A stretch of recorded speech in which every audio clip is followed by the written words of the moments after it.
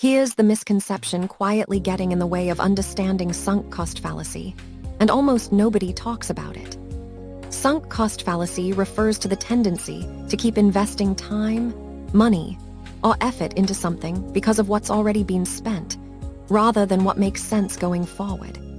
Whether you're new to psychology or you've been reading about this for years, understanding this one piece can quietly reshape how you see yourself and other people.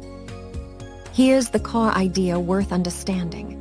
Recognizing the sunk cost fallacy helps people cut losses on relationships, jobs, and projects instead of doubling down out of pure momentum. Once that clicks, a lot of the related ideas in psychology start to make a lot more sense.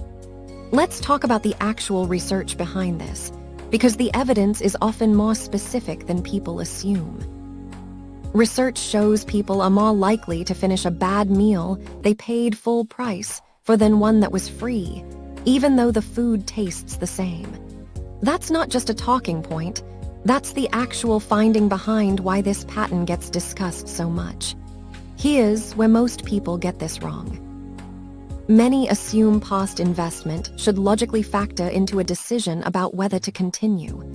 It's an easy trap to fall into, because it sounds reasonable on the surface, even though the research tells a more complicated story. Here's what's actually happening. Rationally, money or time already spent is gone either way. The only thing that should matter is what happens from this point forward. It sounds almost too simple to be true, but that's usually exactly why it surprises people the first time they learn it. Here's a real example of this in action. Continuing to fund a failing project specifically because so much has already been invested is a textbook case of this fallacy in action. That's the pattern worth noticing, and it's a pattern that keeps showing up across different studies and real-world situations. One more thing worth clearing up. Many assume past investment should logically factor into a decision about whether to continue. But rationally, money or time already spent is gone either way. The only thing that should matter is what happens from this point forward. Once that misconception is out of the way, the rest of this topic gets a lot easier to actually apply. One more thing worth knowing.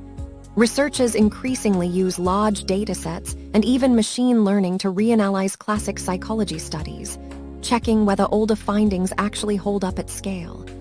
Used well, that kind of tool helps separate genuinely solid research from ideas that just sounded convincing at the time.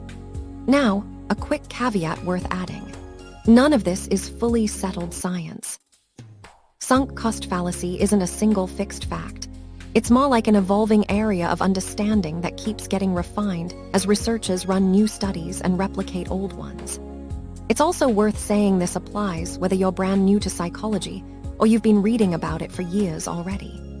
The specific studies and numbers keep getting refined, but the underlying pattern, the one thing that actually makes this useful in real life, tends to stay fairly consistent across most of the research.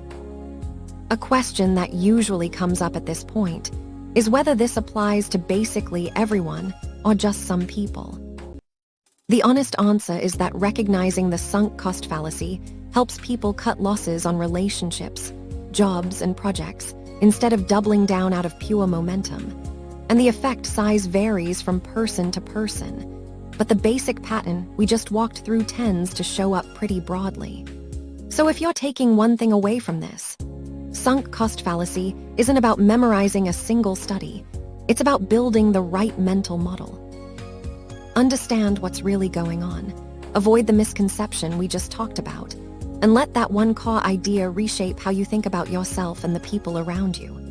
And if there's a bigger shift buried in all of this, it's that sunk cost fallacy rewards genuine curiosity more than quick judgment. You don't need to memorize every study. You need one clear mental model that holds up, one you can keep building on as you learn more about how people actually think and behave. That sunk cost fallacy, broken down the way I wish someone had explained it to me. If this misconception ever tripped you up, drop a comment and let me know which part surprised you.